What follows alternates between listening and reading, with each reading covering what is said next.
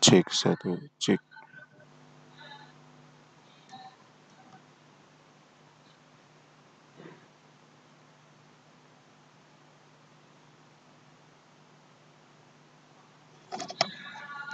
Cek satu. Tes sound system cek.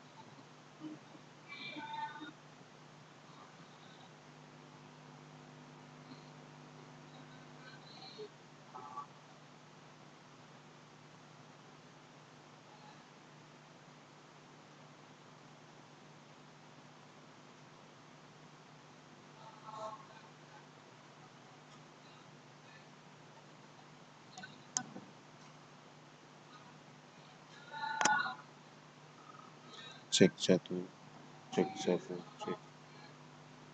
Cek satu, cek.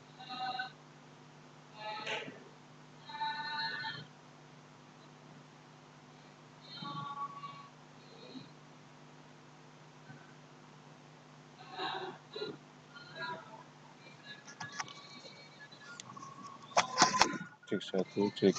Tes, tes, cek satu, cek satu, cek satu.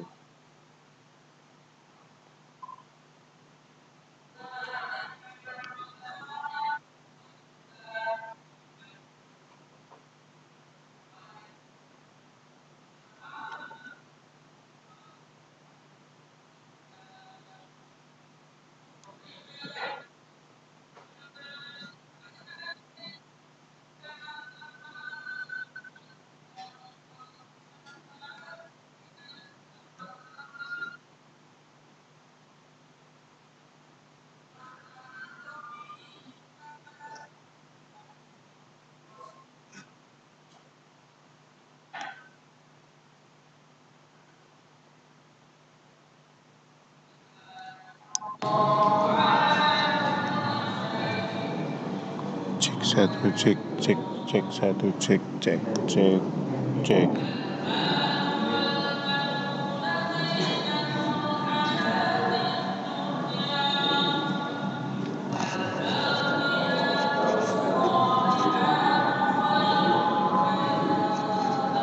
Satu, tes, tes, tes, tes, tes, tes, tes, tes.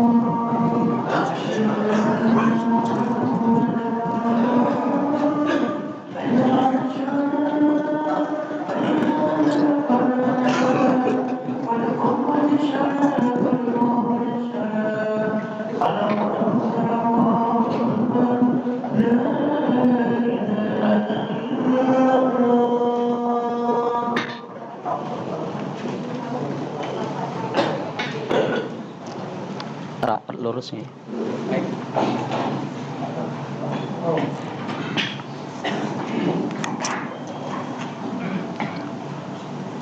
Rapat lurus.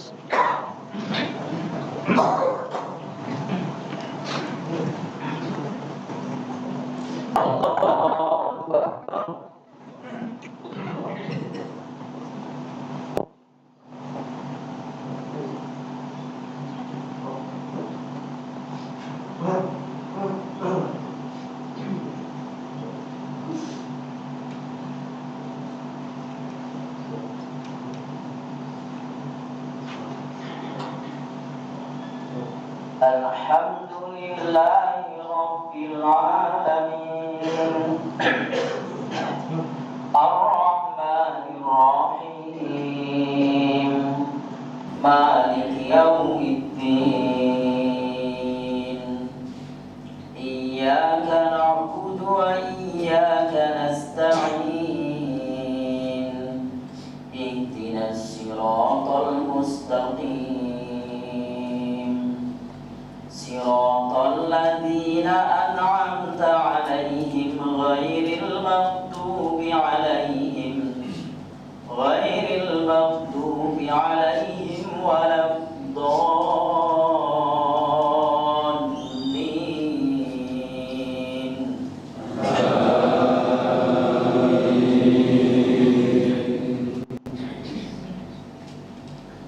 إذا الشمس كورت وإذا النجوم انكدرت وإذا الجبال سيرت وإذا العشار عطلت وإذا الوحوش حشرت وإذا البحار سجرت وإذا النفوس زوجت وإذا الموءودة سئلت بأي ذنب قتلت وإذا الصحف نشرت وإذا السماء كشطت وإذا الجحيم سعرت وإذا الجنة أزلفت علمت نفس ما أحضرت فلا أقسم بالخنس الجوار الكنس والليل إذا عسعس والصبح إذا تنفس إنه لقول رسول كريم ذي قوة عند ذي العرش مكين مطاع ثم أمين وما صاحبكم بمجنون ولقد رآه بالأفق المبين وما هو على الغيب بضنين وما هو بقول شيطان رجيم فأين تذهبون إن هو إلا ذكر للعالمين لمن شاء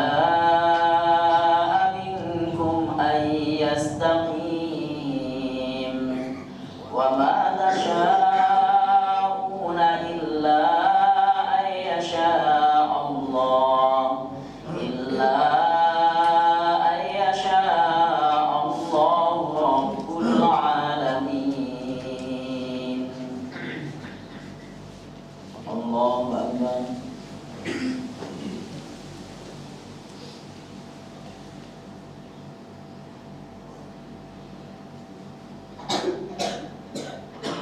سمع الله لمن حمده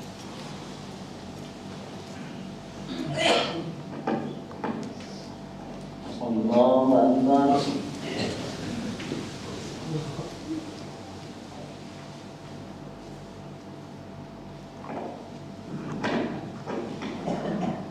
الله أكبر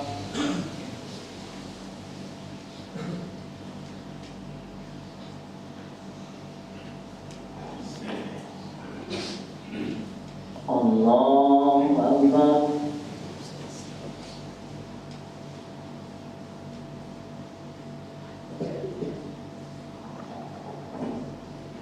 Allahu Akbar.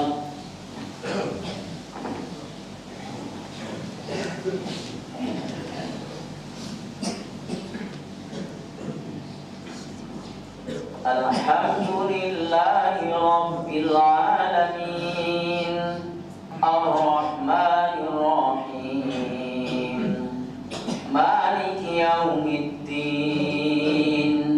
Iyyaka na'budu wa iyyaka nasta'in Ihdinas siratal mustaqim Siratal ladzina an'amta 'alaihim ghairil maghdubi 'alaihim waladdallin.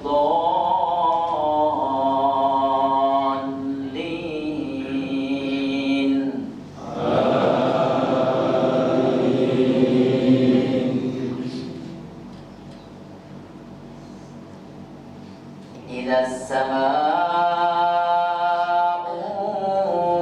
fatarat wa idzal kawakibu intatarat wa idzal biharu fujjirat wa idzal quburu bu'sirat alimat nafsum ma qaddamat wa akharat ya ayyuhal insanu ma gharraka bi rabbikal karim alladzi khalaqaka fasawwaka fa'adalak fi ayyi suratin ma syaa rakkabak kalla bal tukadzibuna bid-din wa inna 'alaykum lahafizin kiraman katibin ya'lamuna ma taf'alun innal abrara lafi na'im wa innal fujjara lafi jahim yaslawnaha yawmaddin wa ma hum 'anha bighaibin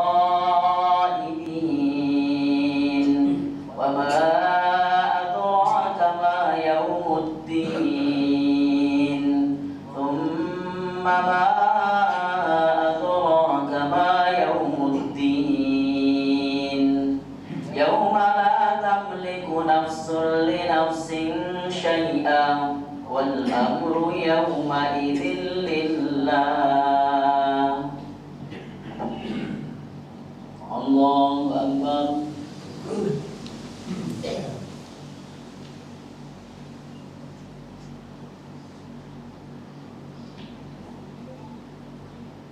Sami Allah liman hamidah.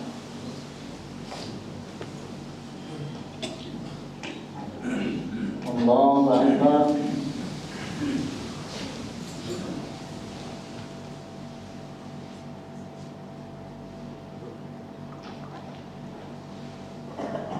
Allahu Akbar.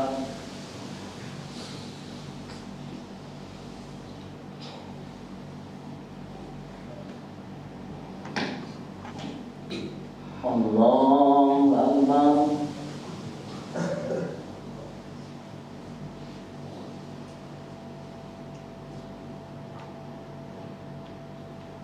Allahu Akbar.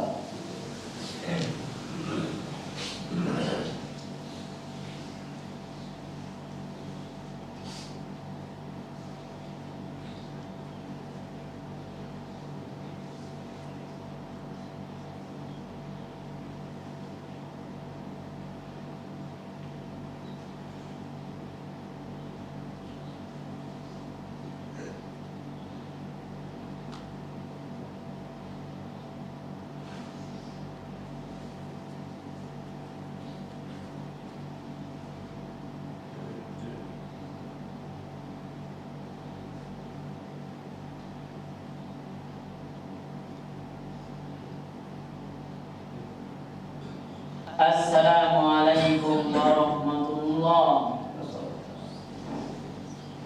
Assalamualaikum warahmatullahi.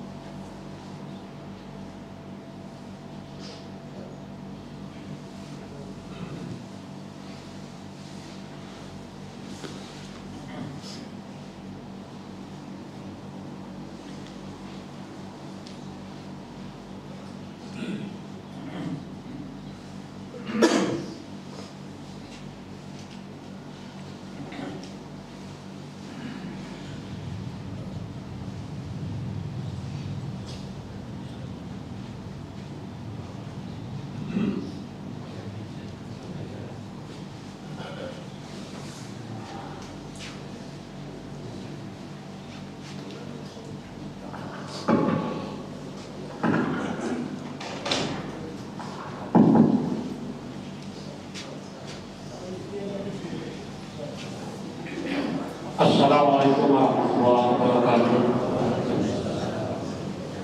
Alhamdulillahirabbil alamin. Wassalatu wassalamu ala asyrofil anbiya'i wal mursalin wa ala alihi washabbihi ajma'in. Rabbi shrah li sadri wa yassir li amri wa hlul 'uqdatam min lisani yafqahu qawli. Jamaah salat Jumat, salat subuh rahimahullah.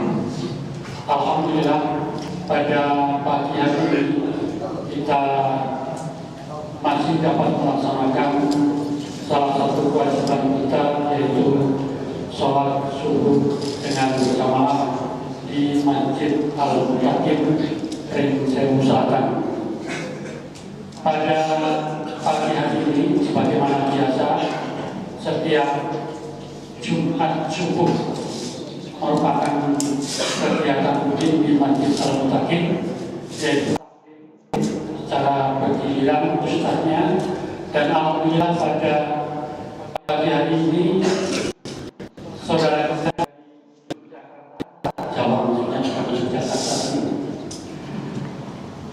telah hadir, yaitu Ustaz Musliman yang selama ini kita kenal mungkin melalui media sosial atau YouTube, dan kesempatan pagi hari ini kita dapat bertatap muka langsung tanpa melalui media sosial, tapi langsung live, ya.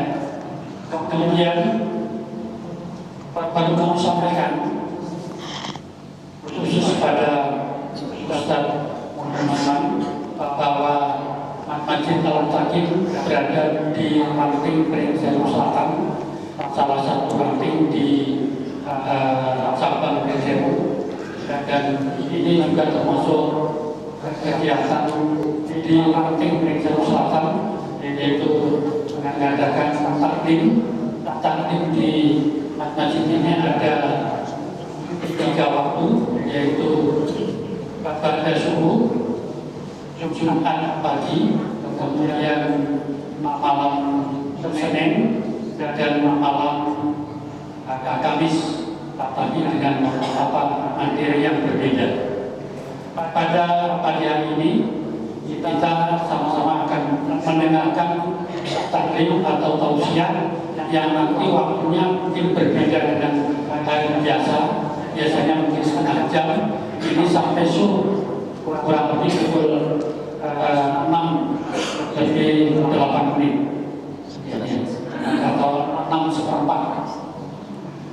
Demikian pengantar yang dapat kami sampaikan, dan langsung saja kami serahkan kepada Ustaz Mujiman waktu sepenuhnya. Kepada Ustaz dipersilakan.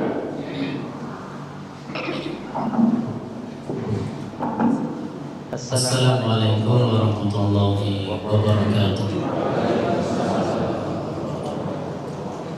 Alhamdulillah, innal hamdalillah nahmaduhu wa nasta'inuhu wa nastaghfiruh wa na'udzu bihi min shururi anfusina wa min sayyiati a'malina. May yahdihillahu fala mudilla lahu wa may yudlilhu fala hadiya lahu. Asyhadu an la ilaha illallah wahdahu la syarika lahu wa asyhadu anna Muhammadan abduhu wa rasuluh. Allahumma salli wa sallim ala rasulika wa habibika Muhammad bin Abdillah wa ala alihi wa sahbihi wa man ittaba'a huda wa jahada fi sabilihi ila yaumiddin. Amma ba'du.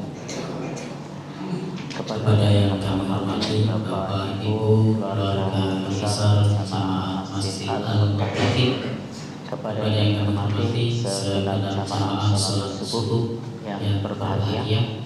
Pertama-tama kita panjatkan puji dan syukur kehadirat Allah. Alhamdulillah pagi ini kita semua dalam keadaan sehat. Bapak Ibu sekalian, alhamdulillah. Saya jadi ingat satu hadis, man asbaha minkum mu'afan fi jasadihi. Barang siapa di antara kalian di waktu pagi dalam keadaan sehat jasmaninya, wa aminan fi sirrihi, dan dalam keadaan aman, wa indahu qutu yaumihi, dan punya persediaan aman, maka annama hizat lahu dunya, maka seolah-olah dunia sudah ada dalam genggamannya. Maka Bapak Ibu, di kesempatan pagi ini, nikmat kita sekalian, nikmat yang besar. Yang pertama, sehat jasmani. Yang kedua, aman. Di sini alhamdulillah, saya melihat cukup aman. Tidak ada perang, tidak ada kriminal, orangnya ramah-ramah. Ya. Kemudian kalau soal persediaan pangan di sini sangat melimpah, alhamdulillah. Dunia sudah ada dalam genggaman kita. Kadang ada orang yang sehat tapi tidak aman. Ini juga tidak nyaman. Ada yang aman tapi tidak sehat. Sudah sehat, aman tapi tidak punya pangan. Ini juga repot. Sudah punya pangan tapi tidak sehat. Ini juga berat. Sehingga alhamdulillah pagi ini kita punya semua. Dan lebih penting dari itu semua adalah nikmat iman, nikmat Islam, nikmat dapat memakmurkan masjid, sholat subuh berjamaah.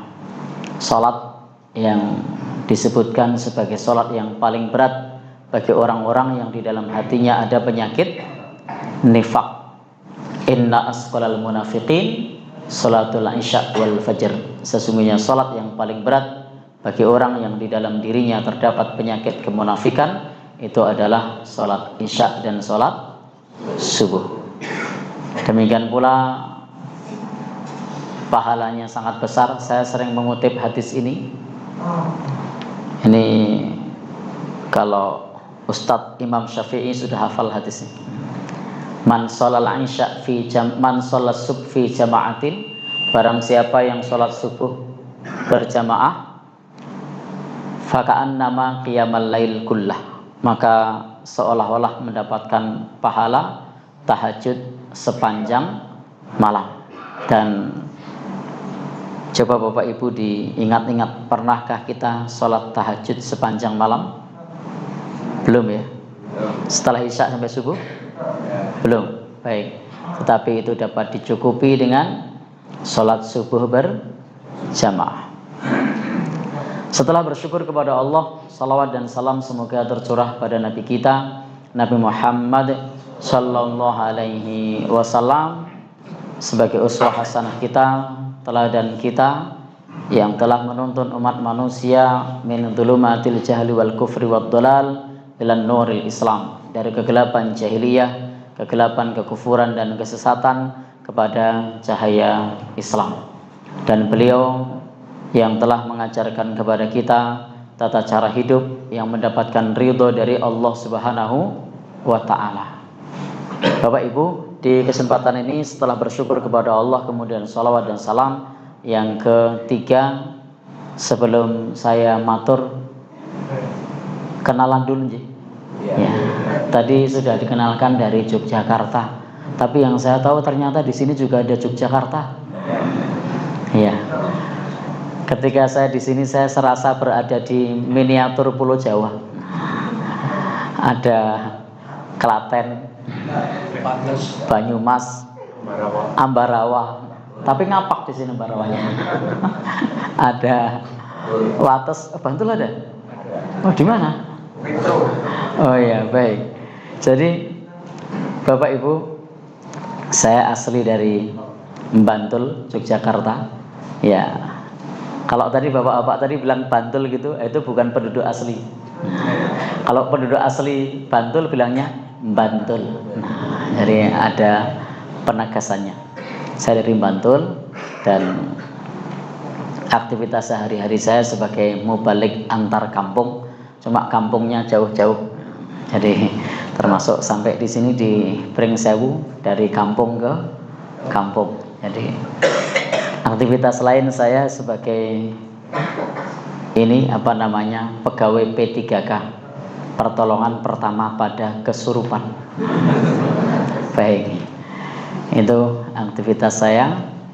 Kemudian yang lain nanti Bapak Ibu bisa menyaksikan taklim-taklim kami dalam video-video pendek, ada di TikTok, ada di YouTube. Jadi sekedar video-video pendek, tidak ada video yang sifatnya memang sengaja bikin video. Semuanya adalah murni taklim, pengajian tanpa editan. Jadi apa adanya, paling banter dipotong-potong saja. Nah, itu bisa dilihat di channel Jaga Tauhid. Ini tidak iklan, cuma ngasih informasi ya. Baik, di masjid tidak boleh iklan. Kalau iklan itu dagangan, ini tidak dagangan. Baik, Bapak Ibu, itu sekedar perkenalan. Ada pertanyaan seputar perkenalan sebelum dilanjut? Ya, istri ya baru 1, anak 1. Baik, cukup nggih? Baik, di kesempatan ini kita akan belajar yang terkait dengan zakat, infak, dan sedekah atau biasa disebut ZIS. Dan Bapak Ibu, ternyata ekonomi Islam di masa awal lahirnya Islam itu banyak ditopang oleh kekuatan infak dan sedekah. Zakat itu belakangan. Jadi zakat itu belakangan. Yang awal-awal itu justru malah infak dan sedekah. Dan itu menjadi kekuatan ekonomi kaum muslimin pada saat awal Islam. Karena kalau kita berbicara zakat, zakat itu sudah ada di pertengahan ketika sudah di Madinah. Di Mekah belum dikenal zakat. Jadi baru di Madinah. Di Madinah itu pun baru tahun kedua Hijriyah zakat fitri atau biasa disebut zakat fitrah. Lalu kapan zakat mal? Zakat mal itu 2 tahun terakhir sebelum Nabi wafat. Jadi praktis zakat di zaman Nabi itu diterapkan belum lama. Sementara sedekah itu sudah menopang cukup lama, sejak awal Islam sampai pada saat ini itu punya peran yang cukup besar, kekuatan sedekah, infak. Maka ayat-ayat yang mendorong bagi kita untuk bersedekah, bagi kita untuk kemudian peduli, itu sudah ada sejak di Mekah. Contohnya apa? Surat Al-Ma'un. Jadi surat Al-Ma'un surat yang mengajarkan kepada kita untuk peduli kepada orang miskin, kepada anak yatim. Itu sudah ada sejak ketika Rasul Shallallahu Alaihi Wasallam bersama para sahabat di Mekah. Jadi periode Mekah itu sudah ada. Maka Allah firmankan, ara'aital ladzi yukadzibu biddin. Tahukah kamu siapakah orang yang mendustakan agama? Apa jawabannya di situ? Fadzalikal ladzi yad'ul yatim. Kemudian wala yakhuddu ala ta'amil miskin. Ayat ini bukan ayat Madinah, bukan surat Madaniyah. Surat ini surat Makkiyah.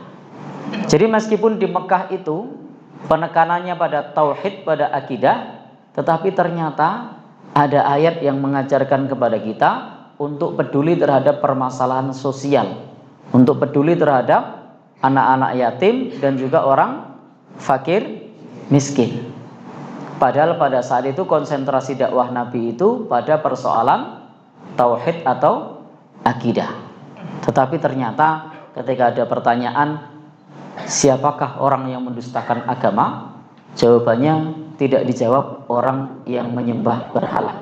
Padahal jawabannya orang yang menyembah berhala itu lebih sesuai dengan kondisi saat itu, karena orang-orang menyembah berhala. Andai saat itu dijawab dengan menyebutkan orang-orang yang mabuk, maka itu lebih tepat sasaran, langsung memukul tepat ke jantung sasaran. Tetapi ternyata apa jawabannya? Apakah orang yang mendustakan agama adalah jawaban dari surat ini orang yang menyembah berhala? Bukan. Walaupun jelas penyembah berhala itu mendustakan agama. Apakah jawabannya adalah orang yang minum minuman keras? Bukan. Jawabannya orang yang berjudi? Bukan. Padahal pada saat itu yang namanya perjudian itu sudah merata. Orang-orang Mekah Madinah itu kalau cuma berjudi atau cuma mabuk itu dibilang cuma ya. Maksudnya dibandingkan kondisi hari ini.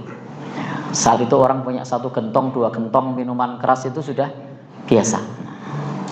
Maka Bapak Ibu, tetapi jawabannya adalah fadzalikal ladzi yad'ul yatim. Itulah orang yang menghardik anak yatim. Wala yahuddu ala ta'amil miskin. Orang yang mendustakan agama adalah orang yang tidak menganjurkan orang lain memberi makan kepada orang miskin. Kenapa di dalam ayat ini disebutkan yang tidak menganjurkan? Karena termasuk amal soleh itu adalah kalau kita tidak bisa memberi, anjurkanlah orang lain. Jadi kalau kita tidak bisa memberi, anjurkanlah orang lain. Maka di dalam Islam ini tidak mesti kalau belum bisa mengamalkan lalu dimurkahi, itu belum mesti. Karena bagi orang yang tidak bisa mengamalkan, maka boleh meminta orang lain untuk mengamalkan. Contohnya apa?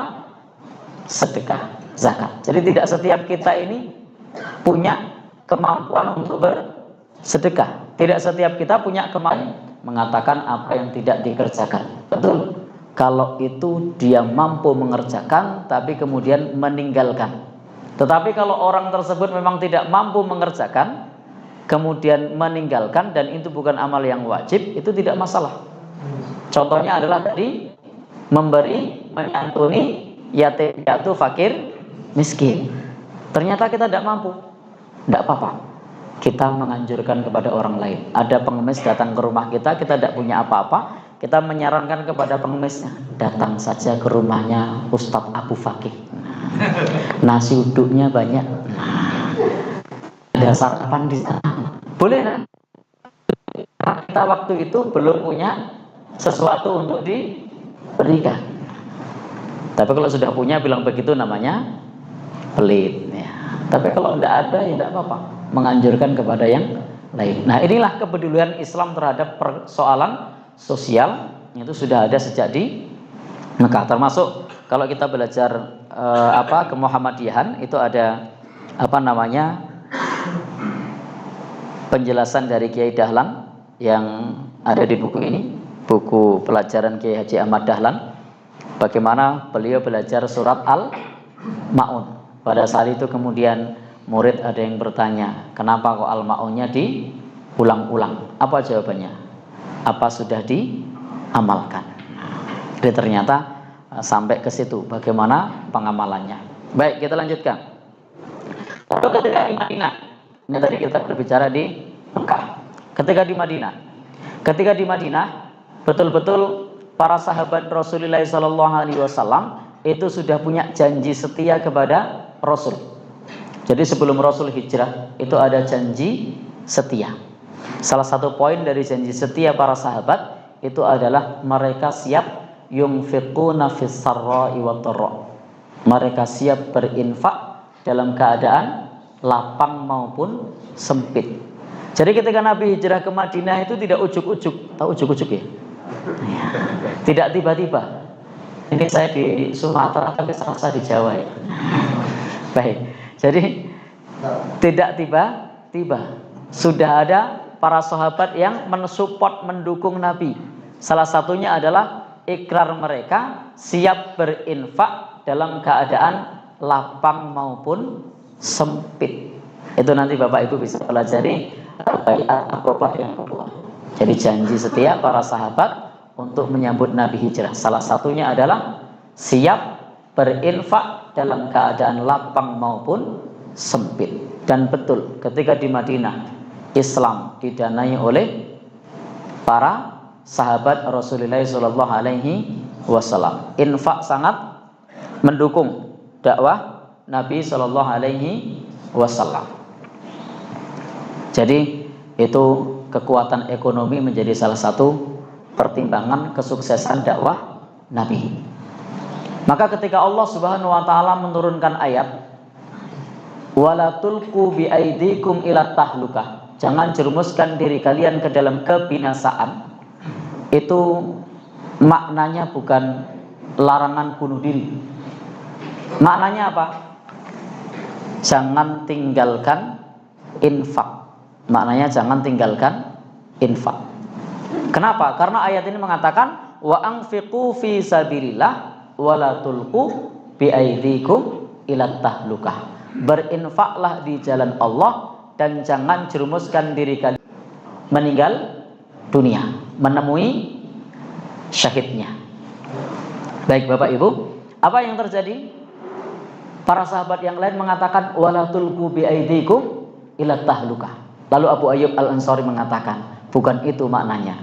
Maknanya adalah jangan tinggalkan infak. Jadi mana ayat wala tulqu bi aidikum ila tahlukah? Itu adalah kita tidak boleh meninggalkan infak. Karena kejayaan umat ini di era awal bahkan sampai saat ini itu salah satunya melalui kekuatan infak fi sabilillah. Bahkan di antara 70 sahabat Ansor itu punya kebiasaan. Jadi di antara 70 sahabat Ansor itu punya kebiasaan untuk bersedekah, untuk berinfak. Apa kebiasaannya? Mereka punya double atau triple pekerjaan. Nah, ketika mereka punya double atau triple pekerjaan, salah satu pekerjaannya itu diberikan untuk Islam. Nah, ini hebatnya para sahabat Ansor. Tidak semua, jumlahnya tidak banyak memang. Takriban 70 sahabat Ansor. Ya, kira-kira 70 sahabat Ansor. Dalam riwayat disebutkan 70. Ya, yang rutin untuk bisa mendanai kaum muslimin, termasuk yang ada di yang biasa disebut Ahlus Suffah. Ahlus Suffah itu orang-orang yang mereka belajar kepada Nabi di Masjid Nabawi, itu yang mendanai 70 sahabat Ansor ini. Nah, mereka adalah orang-orang yang punya double atau triple pekerjaan, yang salah satu pekerjaannya itu semuanya untuk fi sabilillah. Bapak Ibu, kalau kita melihat para sahabat seperti ini, kadang membuat kita tidak mudah seperti para sahabat. Punya double atau triple pekerjaan, mampu dan mau merelakan salah satu pekerjaannya untuk fi sabilillah. Bapak Ibu, ada satu jadi guru, dua dagang nasi uduk. Kira-kira dari hasil gurunya atau dari nasi uduknya yang mau diserahkan fisabilillah semuanya. Ya. 1 jadi petani, 2 jadi dagang online. Mana hasil dagang online-nya atau jadi petaninya? Nah, yang mau diinfakkan fi sabilillah. Kalau kita mungkin pikir-pikir dulu ya. Tapi para sahabat tidak. Mereka punya double atau triple pekerjaan, salah satunya digunakan untuk fi sabilillah.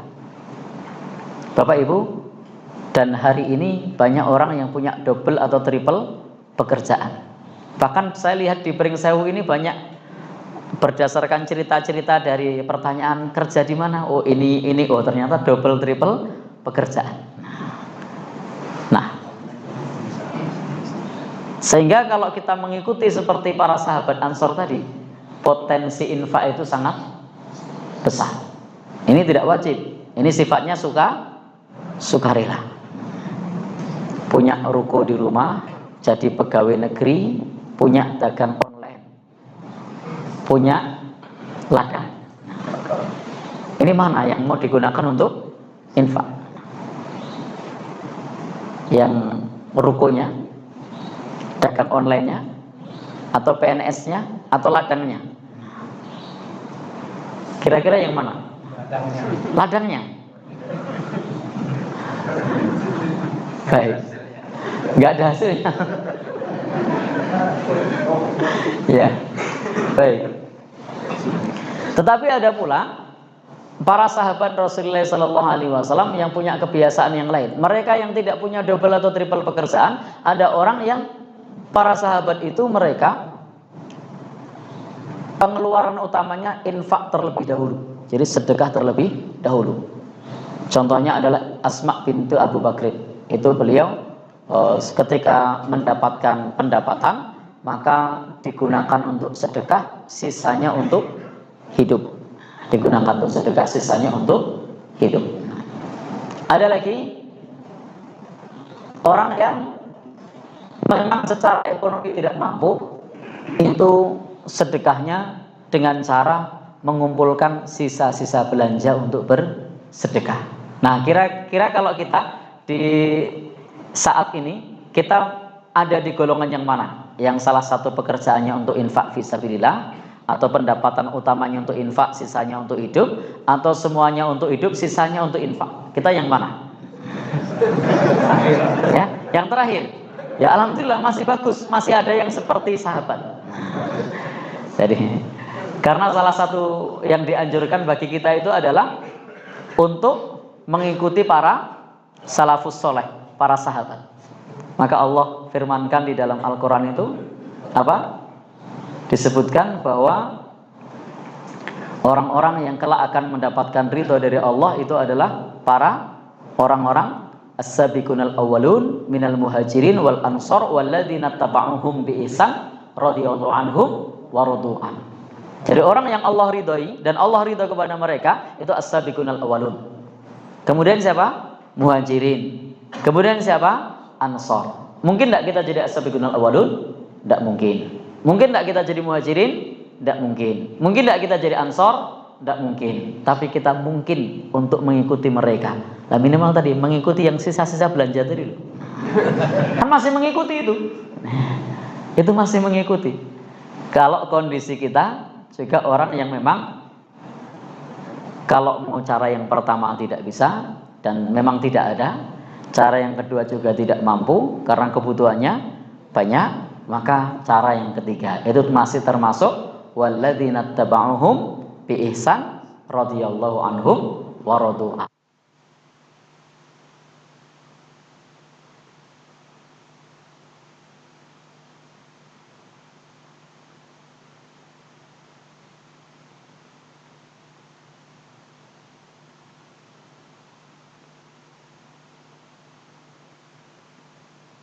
Orang sahabat yang ketika beliau terlambat sholat, maka beliau jadikan sebab terlambatnya itu disedekahkan fi sabilillah. Ini sahabat Umar bin Khattab. Nah, suatu saat, ini saya membaca di kitabnya Az-Zahabi, suatu saat Beliau terlambat sholat asar, masbuk. Biasanya beliau itu ngimami, tapi beliau masbuk karena ngurusi perkebunan kurma. Maka apa yang dikatakan oleh sahabat Umar? Ya Allah, karena Umar disebabkan telat oleh perkebunan kurma ini, maka perkebunan kurma ini saya sedekahkan fi sabilillah. Ini luar biasa. Nah, kalau kita ikutan cara sahabat Umar, kira-kira apa yang terjadi? Ya, habis. Kenapa habis? Masbuk terus. Baik. Subuh telat. Kenapa telat? Spring bednya terlalu empuk. Ya Allah, karena hambamu ini telat sholat subuh disebabkan spring bed terlalu empuk, spring bed sedekahkan. Zuhur telat lagi. Kenapa? Jaga ruku. Ikutan sahabat Umar lagi. Ya Allah, saya telat sholat zuhur karena jaga ruku, maka ruku ini saya sedekahkan. Ya. Asar kemana Pak? Ya. Asar lagi santai nonton TV. Ya Allah, saya telat asar disebabkan nonton TV dan main HP, maka TV dan HP saya maghrib telat. Kenapa? Lagi masak. Ya Allah, karena saya telat, maka kompor gas saya sedekahkan. Isya bercengkrama dengan istri. Ya. Apa yang terjadi? Ngendi tumon istri disedekahkan. Tidak ada istri disedekahkan. Baik. Jadi intinya komitmen para sahabat Rasulullah SAW itu luar biasa, keberpihakannya kepada agamanya. Maka satu saat sahabat Ibnu Mas'ud itu berdialog dengan para tabi'in. Apa kata sahabat Ibnu Mas'ud? Antum aksaru sauman wa salatan wa jihadan min ashabi Rasulillah. Kalian lebih banyak salatnya, lebih banyak puasanya, lebih banyak jihadnya dibandingkan para sahabat Rasulullah. Jadi sahabat Ibnu Mas'ud mengatakan antum aksaru sauman wa salatan wa jihadan min ashabi Rasulillah. Kalian wahai para tabi'in, salatnya lebih banyak, puasanya lebih banyak, jihadnya lebih banyak dibandingkan para sahabat. Wa hum kanu khairam minkum. Tetapi para sahabat itu lebih baik dari kalian. Para tabi'in heran, kenapa para sahabat itu lebih baik sementara kami lebih banyak puasanya, kami lebih banyak jihadnya? Apa jawaban sahabat Ibnu Mas'ud? Mereka para sahabat itu adalah azhadakum fid dunya wa arhabakum fil akhirah. Mereka orang yang paling zuhud dalam, orang yang paling berharap terhadap akhirat. Rela melepaskan yang di tangan untuk infak fi sabilillah, mengharapkan yang di sisi Allah.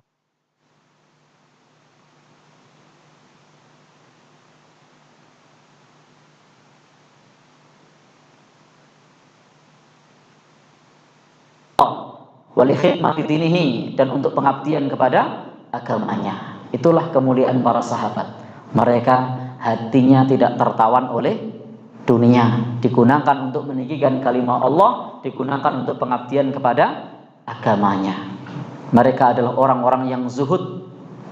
Apa itu zuhud? Zuhud itu adalah mengambil yang halal biqadrid darurah, sebatas kebutuhan. Yang lainnya digunakan untuk li'ila'i kalimatillah. Baik, itulah tadi infak para sahabat Rasulullah SAW. Semangat sedekah mereka, semangat infak mereka.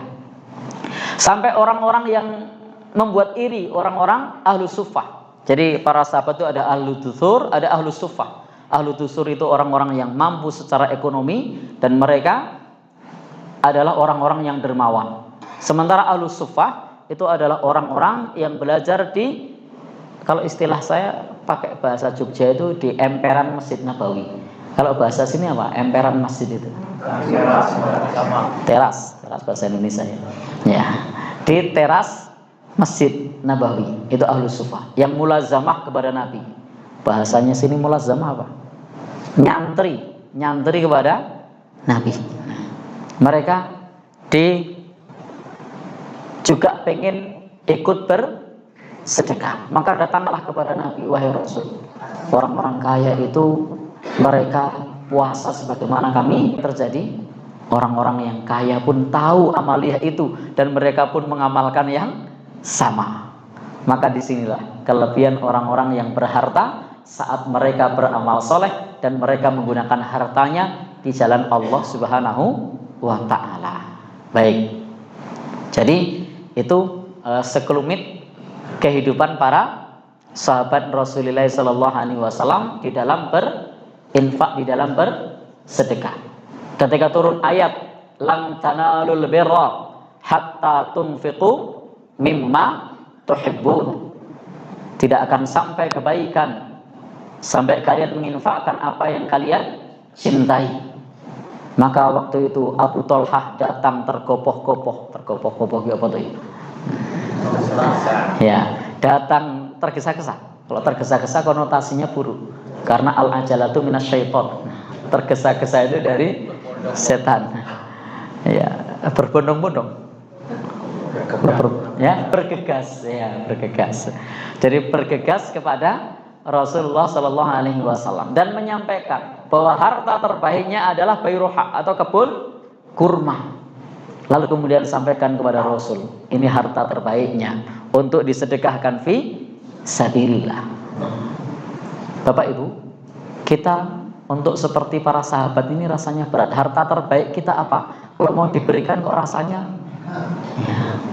berat. Bahkan kadang kalau kita memberi itu bukan yang terbaik, baju pantas pakai ya. Ngasih yang baru atau pantas pakai biasanya? Layak pakai. Baik. Maka dalam Al-Quran itu ada ayat yang mencela, wala tayammamul khabitha minhu tunfiquna walastum biakhidhihi illa antukmidu fi. Janganlah kamu memilih yang buruk-buruk untuk kamu berikan kepada orang lain, sementara kamu sendiri tidak mau mengambilnya melainkan dengan sebelah. Maksudnya apa? Kita sendiri tidak mau diberikan kepada orang lain. Al-Quran mengatakan jangan sampai kamu memilih yang buruk-buruk untuk diberikan kepada orang lain, sementara kamu sendiri tidak mau mengambil yang buruk. Baik, berikutnya zakat. Waktu porsi zakatnya kecil ya, motivasinya yang panjang, tidak apa-apa. Kadang motivasi ini lebih penting. Nah, baik, zakat. Ya, 15 menit aja zakatnya ya. Oh ya, Bapak Ibu, untuk zakat tadi ada zakat fitri, ada zakat mal. Saya tidak berbicara zakat fitri ya. Zakat fitri sudah di bulan Ramadan sering dibahas. Ini kita berbicara zakat mal. Dalam Al-Quran Allah Subhanahu wa Ta'ala berfirman, ada satu ayat bunyinya seperti ini,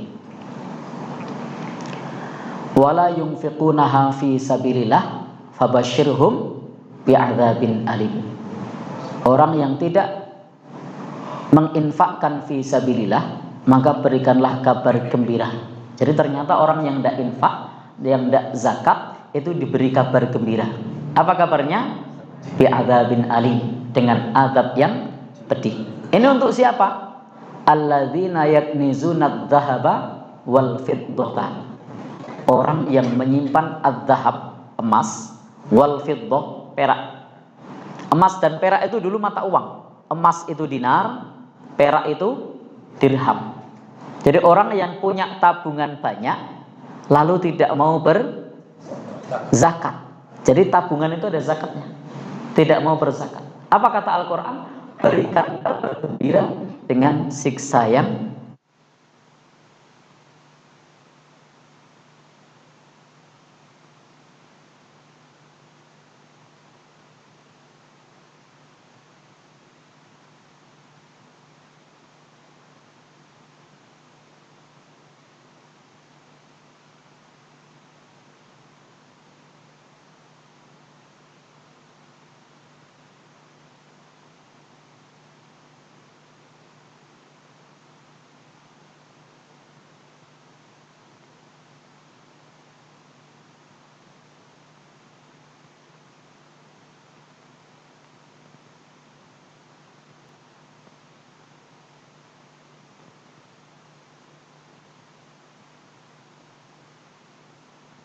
disetrika baju itu ya halus. Tapi kalau jidat disetrika gimana? Kemudian apa setelah jibahum? Wa junubuhum, yang disetrika perutnya. Apa kata Al-Quran setelah junubuhum? Zuhuruhum, yang disetrika punggungnya. Ini Al-Quran loh yang bilang. Al-Quran mengatakan fatukwa biha jibahum wa junubuhum wa zuhuruhum. Pada hari ketika dipanaskan di api neraka jahanam, disetrika jidatnya, disetrika perutnya, disetrika punggungnya. Ketika sudah disetrika, itu bukan ditolong. Apa kata Al-Quran? Hadza ma kanastum li anfusikum fadzuqu ma kuntum taknizun. Ini dahulu harta yang kalian simpan, rasakanlah dulu yang kalian simpan. Jadi siksaan di akhirat itu fisik dan psikis. Fisiknya disiksa, psikisnya juga tersiksa. Bapak Ibu, saya kasih contoh. Kalau di dalam Al-Quran ini tadi sudah disetrika lalu bilang, ini harta yang dulu kalian simpan, rasakanlah. Ini psikis. Ada orang naik motor kebut-kebutan, tiba-tiba jatuh di depan kita. Begitu jatuh, udah kita tolong. Rasakno. Bahasa Jogjane kapakmu, kapokmu, kapak. Itu secara psikis jatuh dia. Beda kalau kemudian jatuh ditolong, enggak apa, baik-baik saja. Oh ya, mau minum, mau berobat, itu rasanya nyaman. Coba kalau ada anak kebut-kebutan, jumping begitu, tiba-tiba jatuh, nabrak, berdarah-darah, kapokmu, kapan? Rasanya gimana? Sangat pedih. Tapi jangan gitu ya nanti kalau ada orang jatuh. Ini ilustrasi. Baik. Maka di Al-Quran diceritakan begitu, ketika disiksa dikatakan fadzuqu ma kuntum taknizun, rasakanlah harta yang dahulu kalian simpan. Jadi betul-betul nyesek itu. Karena siksaannya fisik dan psikis. Tidak mau berzakat ketika di dunia. Padahal zakat ini bagian dari rukun Islam. Bahkan ketika di era kekhalifahan Islam, zakat itu dipungut oleh pemerintah. Maka kata Imam Ibnu Hajar bahwa hak atau kewajiban pemerintah itu salah satunya adalah memungut zakat dan boleh untuk dalam tanda kutip memaksa kalau tidak mau membayar zakat. Nah, di saat ini lembaga amil zakat, baik yang plat merah maupun plat, kalau yang swasta apa? Ya. Yang plat merah maupun yang swasta itu tidak ada yang datang aktif untuk menghitung zakat. Semuanya nunggu bulan. Ya, semua nunggu kan? Ya. Maka sangat bagus kalau Lazismu itu punya inisiatif untuk ya menjemput. Ya tidak harus maksa, karena tidak punya hak untuk memaksa Lazismu.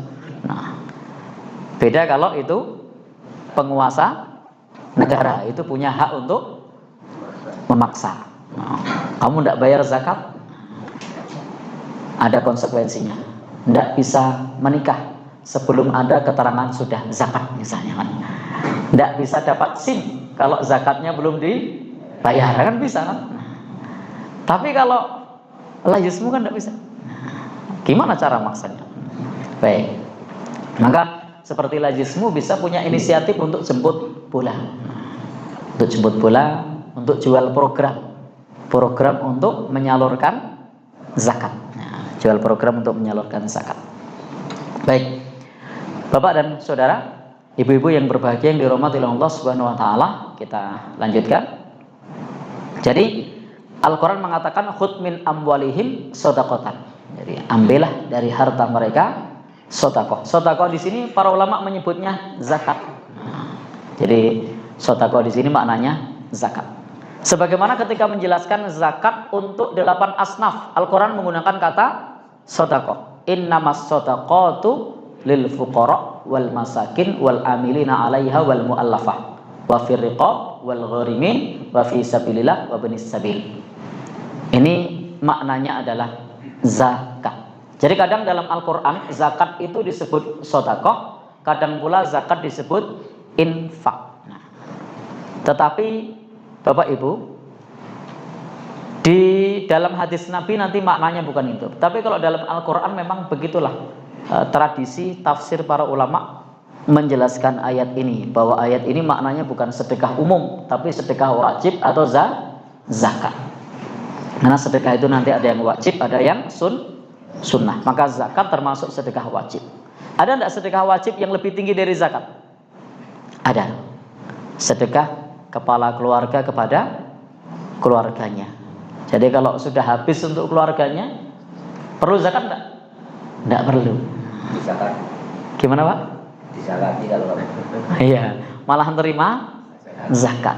Jadi kewajiban yang sedekah yang paling tinggi adalah suami kepada istrinya kepada anak-anaknya. A'dhamuha ajrun indallah. Pahalanya paling besar di sisi Allah. Nah, baru kalau itu sudah tercukupi dalam hal kebutuhan loh, bukan keinginan. Karena banyak orang yang mengukur belum tercukupi itu berdasarkan keinginan. Nah, kalau berdasarkan keinginan, kapan kita zakatnya? Kapan kita sedekahnya? Tercukupi berdasarkan kebutuhan. Nah, baik. Jadi di sini tadi kita sampaikan bahwa kita ada sedekah wajib, ada sedekah sunnah. Nah, sedekah yang wajib tadi untuk 8 asnaf. Di dalam ayat ini ada li, ada fi, lil fuqara wal masakin, kemudian wal masakina, terus alaiha wal muallafah. Nah, jadi di situ ada fakir, ada miskin, kemudian ya ada muallaf. 4 golongan ini adalah disebut li. 4 golongan berikutnya disebut fi. Nah, Imam Fakhrul Razi menjelaskan makna li itu totalitas. Kalau sudah diberikan terserah untuk apa.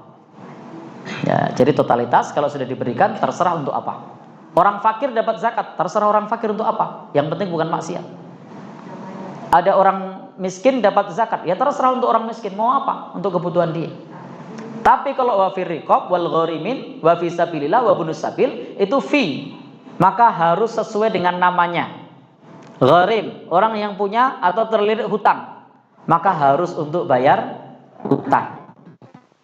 Tidak dikumpulkan untuk membebaskan dirinya. Fi sabilillah, maka harus sesuai peruntukan fi sabilillah. Ibnu sabil, musafir kehabisan bekal, maka harus untuk melanjutkan perjalanan. Tidak boleh musafir yang kehabisan bekal dikasih zakat untuk pulang, malah dibuat nah, jalan-jalan aja ini, habis lagi nanti. Ya, gimana Pak? Jadi bedanya li sama fi. Kalau li bebas, kalau fi ya sesuai peruntukan. Nah, biasanya Bapak Ibu kalau menyalurkan ke li atau ke fi, ada yang li, ada yang fi. Nah, baik. Jadi itu peruntukan untuk 8 asnaf, ada yang li, ada yang fi.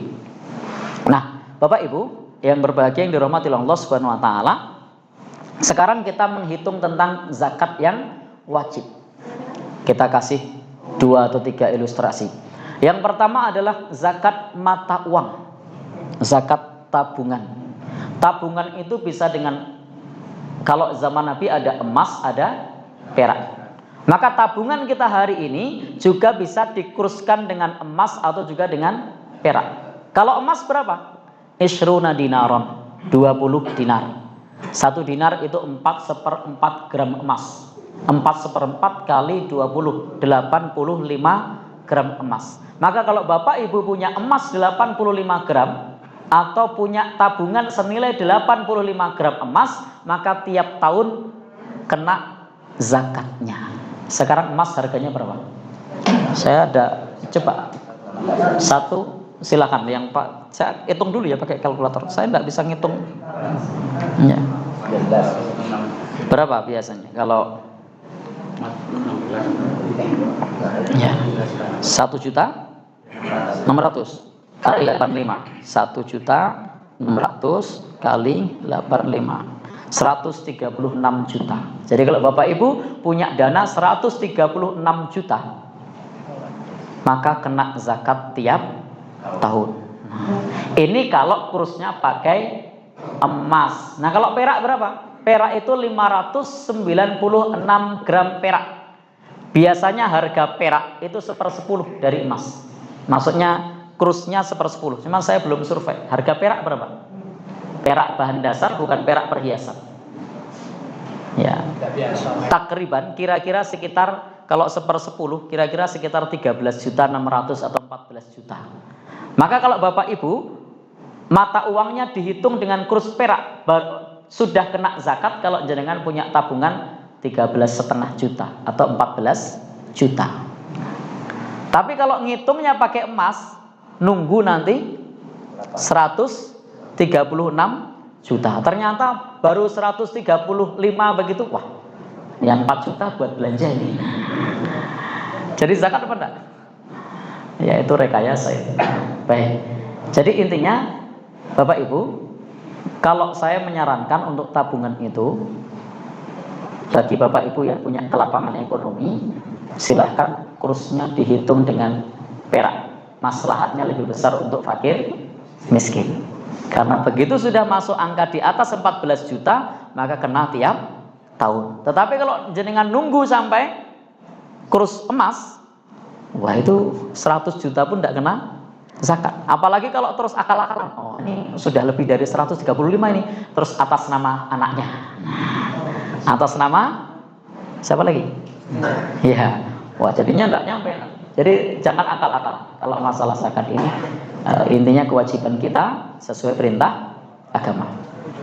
Jadi intinya di situ tadi biasanya nanti silahkan dicek ya harga perak berapa kali 595 atau 5 intinya di harga perak dikalikan 595 gram perak itu berapa? Itu kena zakat. Baik. Kemudian yang kedua zakat perdagangan. Nah, zakat perdagangan kursnya tidak boleh pakai perak. Yang boleh pakai perak hanya mata uang. Karena mata uang di zaman Nabi apa? Ada dinar, ada dirham. Nah, kalau saya pilih perak, maslahatnya lebih banyak untuk fakir miskin. Nah, yang kedua perdagangan. Perdagangan harus pakai emas. Perdagangan harus pakai emas. Jadi barang yang kita jual dihitung, tempat tidak dihitung ya, ruko tidak dihitung, mobil angkutan tidak dihitung, etalase tidak dihitung. Yang dihitung apa? Barang dagangannya. Barang dagangannya dihitung plus laba. Jadi barang dagangan plus laba dikurangi ditambah piutang. Jadi piutang itu masuk harta kita. Piutang kena zakat 1 kali selama belum dibayar. Maka Bapak Ibu kalau hartanya diutang orang itu sebenarnya mengurangi zakat jenengan. Karena kenanya cuma sekali. Maka kalau punya uang utangkanlah. Ya, zakatnya kena sekali. Risiko tidak balik? Ada. Ada, baik. Jadi ya zakat tetap kita bayarkan. Jadi kalau piutang 1 kali. Jadi plus piutang dikurangi hutang yang jatuh tempo. Ya, itu ketemu hitungan zakat perdagangan. Lalu apa? Pertanian.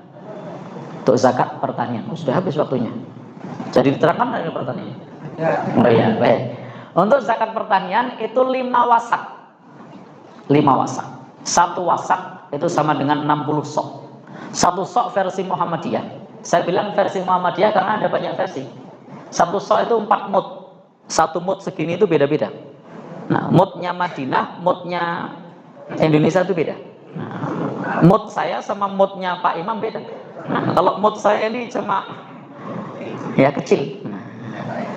Nah, karena 1 sok itu 4 mud, 4 mudnya versi Muhammadiyah, 1 mud itu 6 on. Ini saya pakai versi Muhammadiyah ya.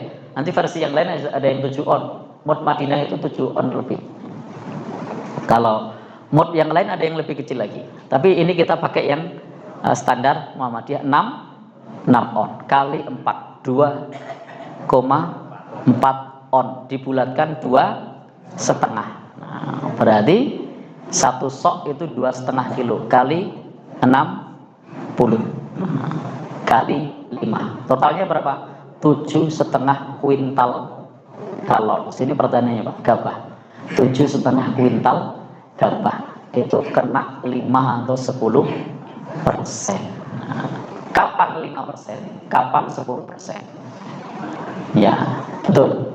Kalau dia pakai irigasi, pakai operasional macam-macam, bahasa Jogja pakai apa? Kenapa? Iya. Intinya seperti itu, maka kenanya berapa? 5%. Tapi kalau tak ada hujan, ditabur panen, ya 10%. Di sini termasuk yang tabur panen atau pengairan? Ya, berarti kenanya 5%. Baik, sampai di sini kita cukupkan sesuai kesepakatan sampai jam punjul seperempat. Ini sudah lebih seperempat. Kita kenalkan tadi zakat mata uang, zakat apa tadi? Perdagangan, zakat pertanian. Sebenarnya kalau saya sawang-sawang di sini potensi zakat tabungannya besar. Nah, di sini wajahnya sumringah semua, ini punya tabungan semua, punya rekening semua. Pakai perak lah, jangan pakai emas, nanti tidak jadi zakat. Semua punya rekening. Yang tidak punya rekening selain saya siapa? Wah, kita berarti berteman, Pak. Baik. Jadi berarti yang lain punya rekening, berarti punya tabungan. Ya. Maka nanti dicek tabungannya ada angka 13,5 juta apa tidak? Ada angka 14 juta apa tidak? Kalau nanti ada angka 1, ada angka 4, berarti kena zakat tiap tahun. Dan sudah berapa tahun tabungan itu tidak dizakati? Karena zakat itu termasuk hutang. Jadi kalau meninggal, maka ahli warisnya wajib membayarkan zakatnya. Karena itu hutang kepada Allah. Fadainullah ahqqu ayyubda. Hutang kepada Allah wajib untuk dilunasi, untuk dibayar. Jadi hutang kepada Allah. Baik. Sampai di sini nasru minallah wa fathun qarib. Oh, ada pertanyaan, monggo.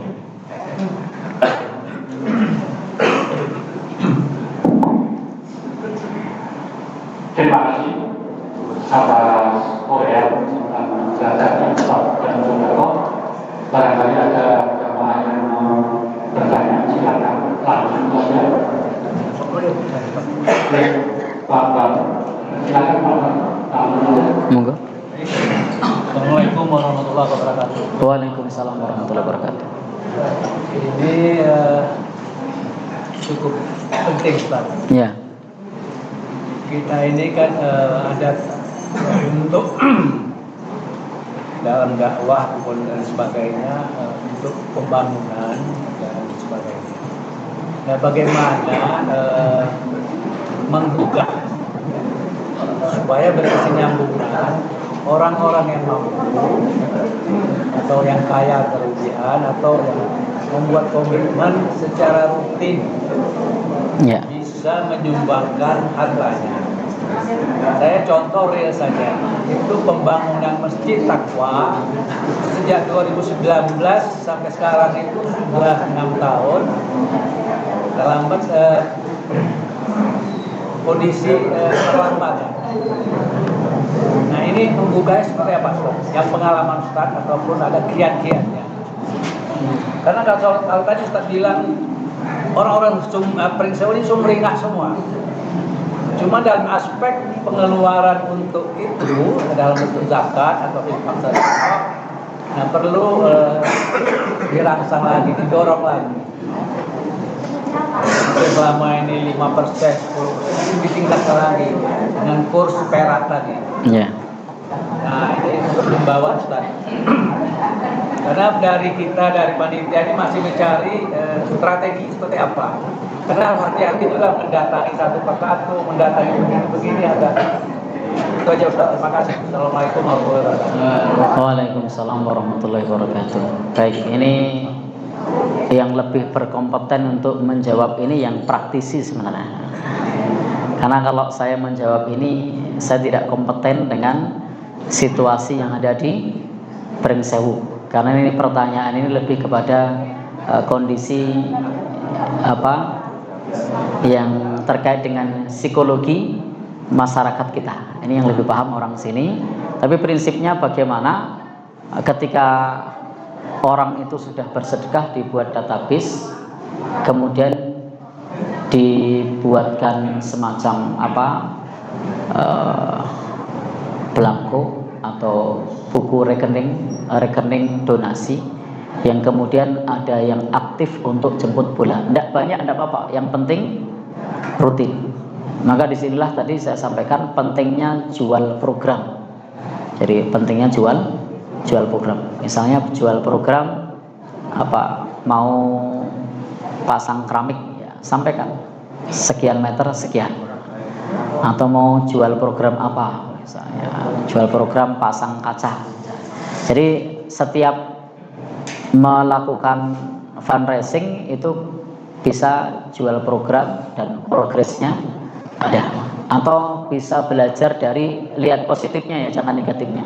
Bisa belajar dari ACT. ACT itu aktif sekali membuat program-program.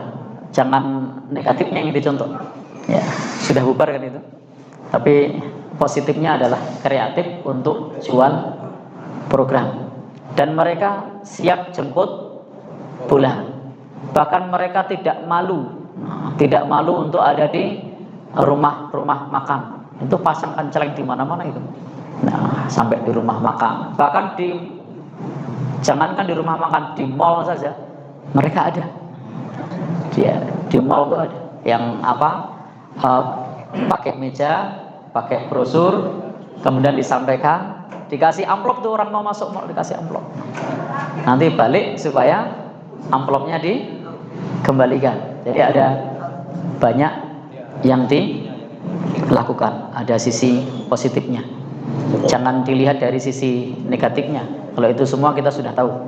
Tapi dilihat dari sisi positifnya. Bagaimana bisa jual program dan bagaimana bisa diberikan semacam buku rekening apa istilahnya, semacam belangko ya, untuk menjadi donatur tetap. Itu nanti akan merasa lebih terikat karena ada programnya.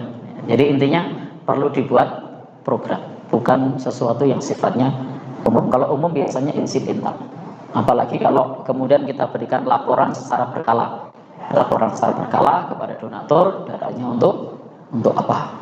Jadi kalau dalam bahasa Jogja merasa diuwongke. Nanti untuk jawaban ini mohon maaf saya tidak bisa memberikan jawaban. Nanti biar dijawab oleh yang lebih berkompeten. Di sini ada Ustadz Imam Syafi'i, ada Ustadz Soleh yang pengalamannya sudah malang melintang. Nah, beliau sudah menjadi PII, saya masih unyu-unyu. Kemarin sempat ngobrol sama Ustadz Soleh. Baik, begitu bagi. Wallah. Ada yang lain? Cukup?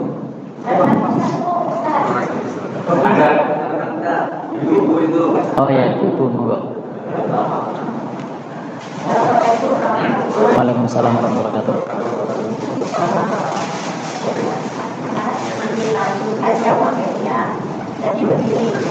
Bisa seorang PNS dapat gaji 1 bulan bisa 4 juta. Itu sudah dikeluarkan zakat setiap dapat gaji per bulan itu. Kemudian mungkin itu juga bisa kita simpan. Nah, kita taruh di bank. Nah, apakah gaji yang sudah kita zakatkan itu yang kita simpan, lalu di akhir tahun nanti kita hitung lagi zakatnya atau bagaimana? Baik. Ini dua pertanyaan yang kemarin sebenarnya mau bertanya di takwa saya, alhamdulillah itu kemarin cuma waktu tidak mengizinkan. Masya Allah. Ini akidah soalnya, kami masih bingung ini. Ada seorang, dia Islamnya ya taat. Nah, Ustaz menjelaskan ini di luar konteks yang materi hari ini ya Ustaz, tapi katanya dengan dari takwa kemarin itu pas benar sepertinya, tapi terburu waktu. Dia seorang Islam. Lalu Ustaz menjelaskan kemarin masalah toleransi, masalah saling kita kerjasama, kebersamaan, walaupun di luar agama kita, non-Islam lah misalnya. Nah, sekarang terjadi ini penemuan ini, mungkin saking ya saking apa ya, senangnya dengan berteman dengan non-Islam. Lalu di bidang cerita ini dipinjamkanlah mungkin atau dia kasih atau dia beri atau bagaimana ke temannya dari non Islam itu ke Islam. Kalung salib kan cerita ini tadi. Nah lalu dipakai oleh orang yang Islam ini tadi kalung salib itu. Nah kami bingung nih, apa hukumnya orang Islam memakai kalung salib yang dibawa kemana-mana? Dia yang sholat, dipakai ketika sholat kalung salib itu. Nah ini orang minta pendapat dengan saya, gimana itu hukumnya Bu, murtad apa kafir apa bagaimana? Kalau Ustaz mau kami selesaikan dalam ini karena terjadi dengan interpretasi sini. Terima kasih, mohon maaf. Assalamualaikum warahmatullahi wabarakatuh. Waalaikumsalam warahmatullahi wabarakatuh. Baik, pertanyaan tentang zakat profesi yang kemudian terkait dengan akidah. Yang saya jawab dari yang akidah dulu. Ini lebih penting. Jadi yang terkait dengan akidah, kita boleh berteman dengan siapapun, tapi teman akrab itu tidak boleh kepada orang kafir. Jadi bedakan berteman dengan teman akrab. La yattakhidul mu'minuna al-kafirin awliya'a min dunil mu'minin. Dan ayat yang lain banyak. Ini hanya salah satu contoh. Jadi kita tidak boleh berteman akrab kepada orang yang berbeda agama. Berteman boleh sebatas teman kantor, sebatas bertetangga, sebatas teman di sekolah, tapi bukan teman curhat. Kalau bahasa Jogjanya runtang-runtung, bahasa sininya apa? Ya, teman konsultasi yang tiap hari bersama-sama lain yang dilarang dalam Quran. Jadi Quran tidak melarang kita berteman, yang dilarang adalah ya sebagai teman karib, sebagai teman dekat. Nah, ini tidak boleh karena akan berpengaruh kepada agamanya. Almar'u ala dini khalilihi, seseorang itu sesuai dengan agama temannya. Kalau teman sama-sama mahasiswa itu tidak masalah. Hubungan sebatas sama-sama mahasiswa, sebatas bertetangga, sebatas teman kantor, tidak ada masalah. Tapi kalau kemana-mana bersama, menyelesaikan masalah bersama, konsultasi bersama, ini nanti akan berpengaruh kepada agamanya. Contohnya tadi, kemudian pakai kalung yang merupakan identitas khusus umat beragama lain. Ini istilah agamanya yang populer, yang masyhur namanya tasyabbuh. Nah, jadi tasyabbuh itu dilarang dalam hal yang terkait dengan identitas khusus. Jadi tasyabbuh tidak dilarang kalau bukan identitas khusus. Ada orang beda agama biasa pakai celana jin. Seorang muslim pakai celana jin tidak otomatis tasyabbuh. Kenapa? Karena bukan identitas khusus. Ini diproduksi bukan oleh orang Islam, tapi ini bukan identitas khusus. Ini juga bukan, tapi bukan identitas khusus. Tapi kalau topi Sinterklas itu identitas khusus, itu tidak boleh. Atau tadi pakai salib, itu identitas khusus, itu tidak boleh. Tapi kalau sebatas menggunakan sesuatu yang diproduksi oleh orang kafir, orang beda agama, itu tidak jadi soal. Bahkan itu dari mereka, tetapi itu bukan merupakan identitas agama mereka, tidak ada masalah. Termasuk banyak orang menganggap pakai topi tasyabbuh. Enggak, topi bukan termasuk identitas khusus.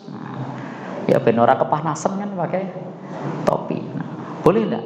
Boleh. Tapi kalau salib itu identitas khusus, itu masuk kategori man tasyabbaha biqaumin, barang siapa menyerupai suatu kaum.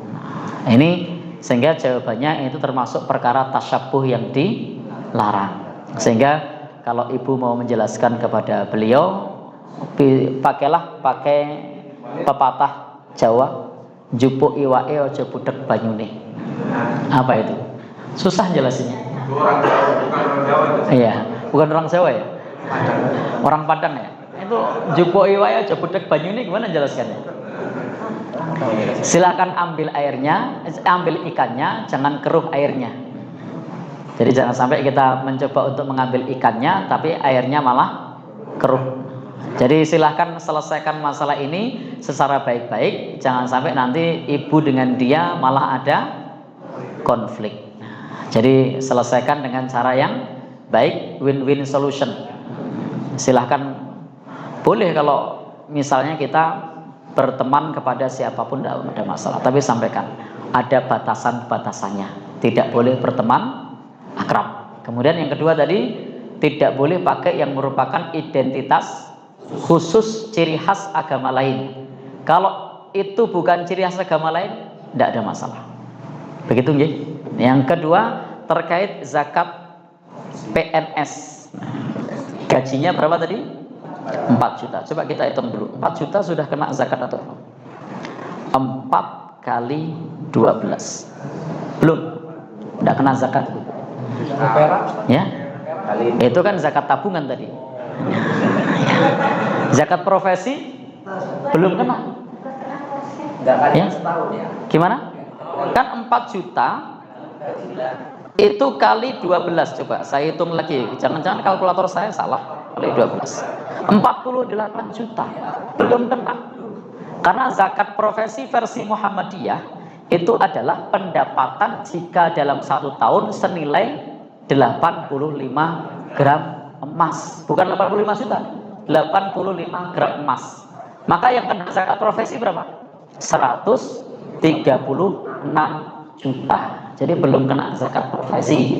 Itu sedekah, Bu. Jadi belum kena zakat profesi. Ya. Ustaz. Sekalian nambah. Iya. Walaupun umpamanya kami belum sampai nisabnya itu, kami tetap isikan untuk bayar. Iya. Sebagian kami tahu. Nah, tabungan itu kan ada untuk biaya anak melebihi 136. Padahal itu sudah bayar zakatnya. Apa masih tetap bayar zakat? Baik, terima kasih. Jadi untuk tadi zakat profesi versi Muhammadiyah hitungannya berapa tadi? Gaji selama setahun mencapai 85 gram emas. Untuk masalah zakat profesi ini kita harus batasi dulu pengertian zakat profesinya, karena beda ulama, beda ustadz, beda ormas beda. Karena ini perkara istihadi, maka kita batasi versi Muhammadiyah biar aman definisinya. Jadi versi Muhammadiyah itu tidak pakai nisab pertanian. Muhammadiyah pakainya apa? Nisab emas. Pakainya nisab emas. Nah, itu pun saya coba carikan ini keterangan tentang apa zakat yang versi Muhammadiyah itu, dia bahkan dikurangi kebutuhan pokok. Jadi versi Muhammadiyah itu yang dihitung adalah sisanya. Ini saya bilang versi Muhammadiyah loh. Nanti jangan pakai versi lain, beda lagi.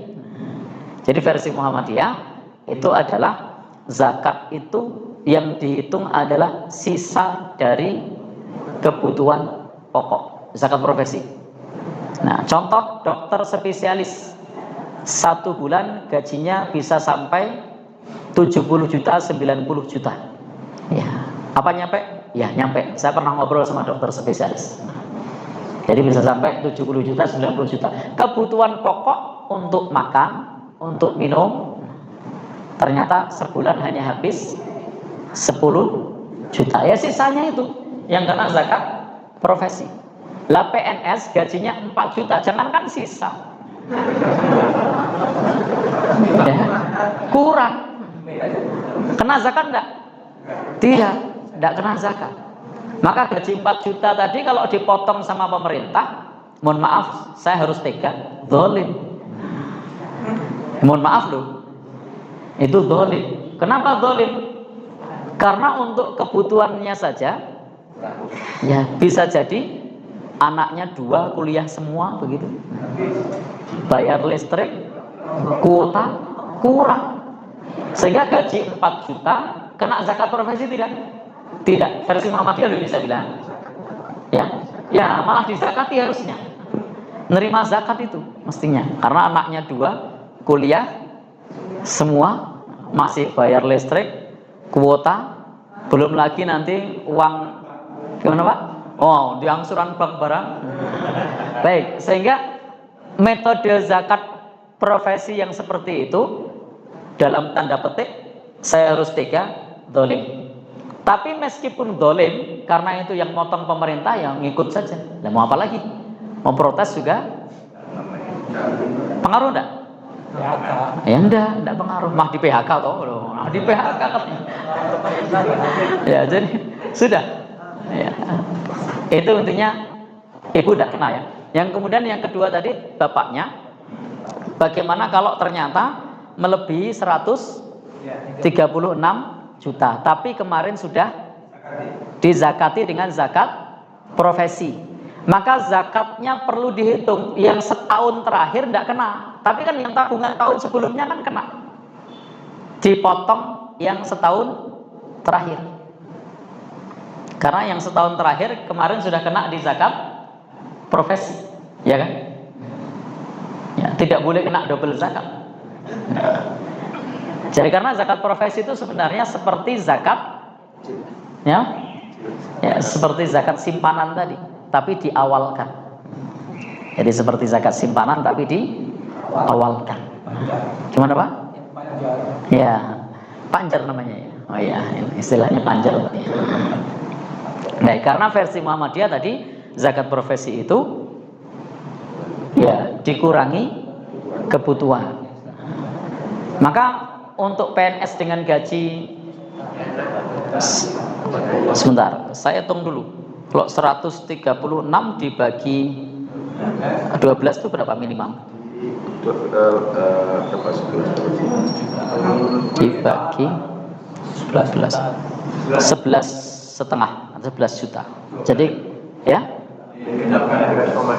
Oh, dibuatkan 11,5 ya. Ya, dibulatkan 11,5. Jadi kalau belum mencapai itu belum kena. Ya, itu pun belum dipotong.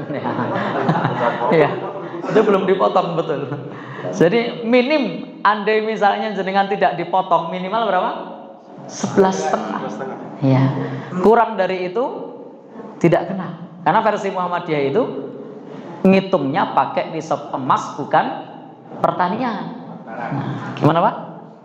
Karena sebagian kan ngitungnya pakai pertanian. Muhammadiyah tidak pakai pertanian, ngitungnya pakai emas. Itu pun jika dia pendapatannya kecil setelah dikurangi kebutuhan pokok. Untuk pendapatan besar monggo, mau dikurangi kebutuhan pokok atau tidak itu boleh.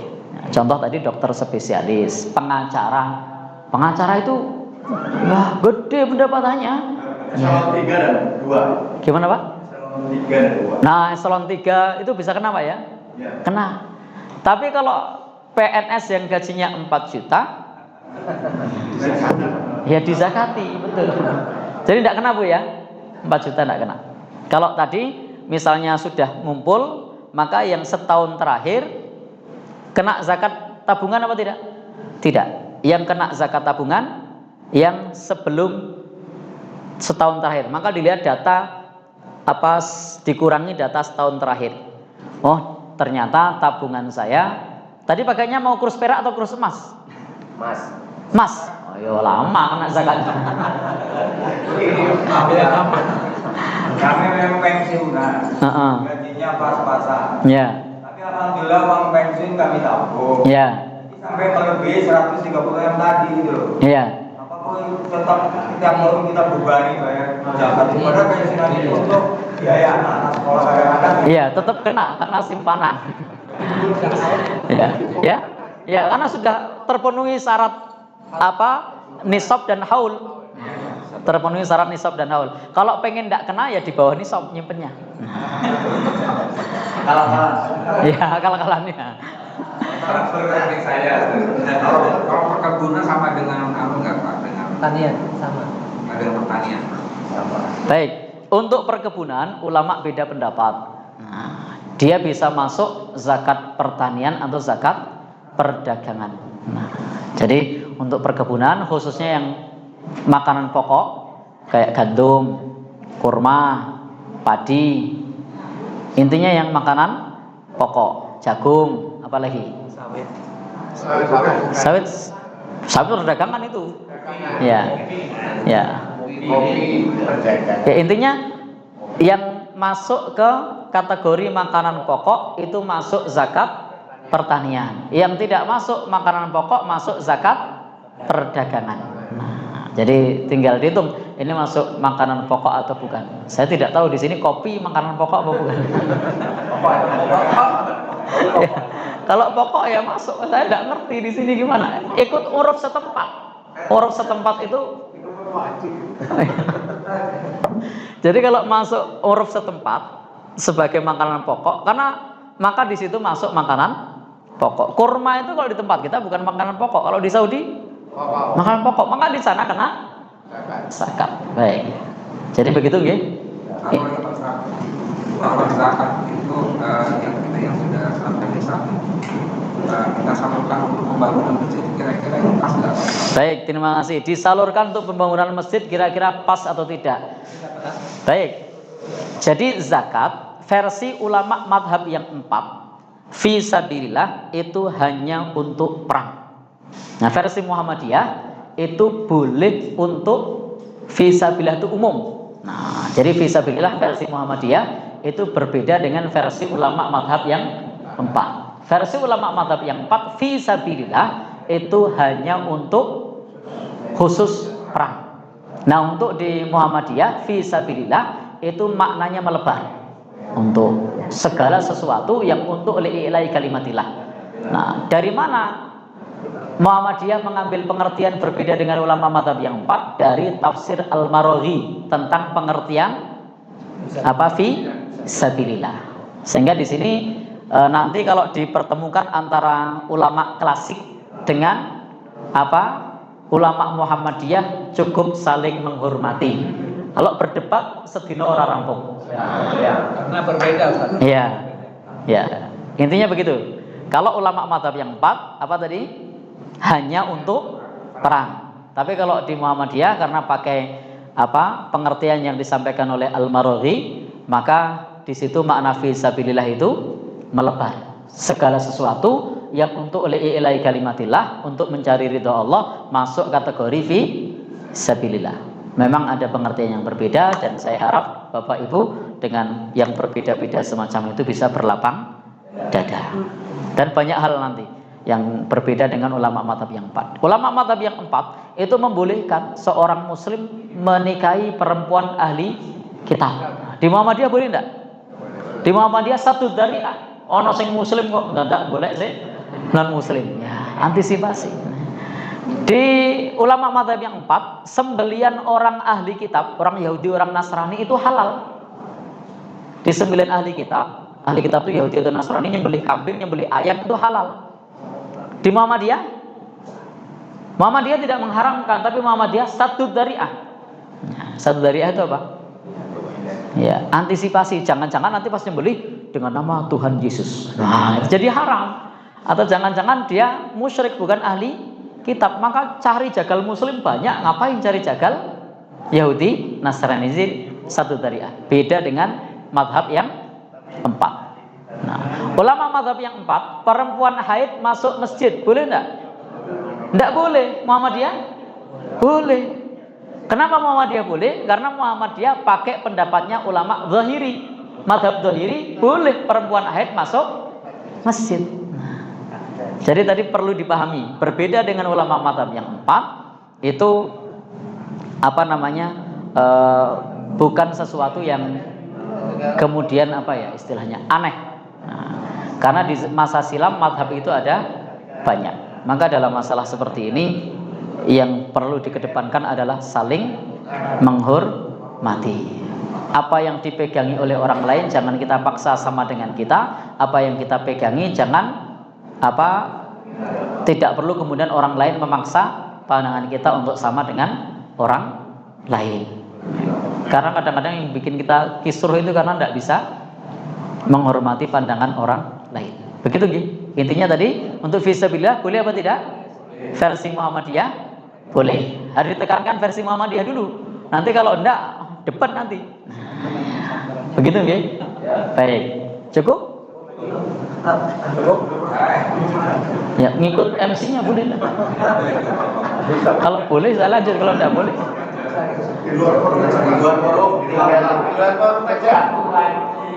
Satu lagi setelah ini nanti Solo kelar, ya nanti dilanjut dengan ramah-ramah yang di tempat Oh iya, baik. Terakhir nih. Ustaz, mengenai zakat kemarin ini ada penyalurannya kan ya.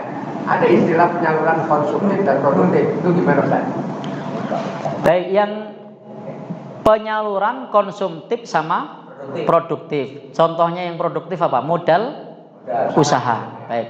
Itu yang tadi kita sampaikan sebagai bentuk apa namanya? Fee. Kalau fee itu harus sesuai. Jadi kalau fee itu harus sesuai. Tapi kalau li itu bebas. Nah, konsumtif itu li, produktif itu fee. Nah, saran saya kalau untuk yang produktif ini bisa pakai infak dan sedekah. Bisa pakai infak dan sedekah. Untuk zakat sebagai ikhtiar, hati-hatian. Karena khawatirnya nanti kalau tidak tepat sasaran. Apalagi ternyata malah muspro, dia tidak amanah, bangkrut. Baik. Jadi kalau sedekah begitu tidak habis ya sudah, memang dia tujuannya dihabiskan. Jadi itu sebebas-bebasnya Ustaz. Ya selama tidak maksiat. Yang kalau dia untuk merokok Itu masih. Ya, itu di fatwa tarjih tidak boleh, berarti maksiat versi Muhammadiyah. Versi Muhammadiyah itu maksiat. Versi Muhammadiyah loh. Versi yang lain bukan belum maksiat itu. Ada orang-orang memberikan infak, ada catatan. Pak, ini saya kasih infak, dia cerita. Tapi jangan dirokok ya. Boleh. Boleh itu ya, silakan infak mau seperti itu sebagai pembatasan, muqayyad, ditentukan. Baik. Jadi begitu Pak ya. Untuk yang li itu bebas. Untuk yang fi itu sesuai peruntukan. Tapi kalau mau fi, cari orangnya yang amanah. Kalau tidak amanah, habis itu nanti. Begitu nggih? Nasrun minallah wa fathun qarib. Basyiril mu'minin. Wassalamualaikum warahmatullahi wabarakatuh. Subhanakallahumma wa bihamdika asyhadu an la ilaha illa anta astaghfiruka wa atubu ilaik.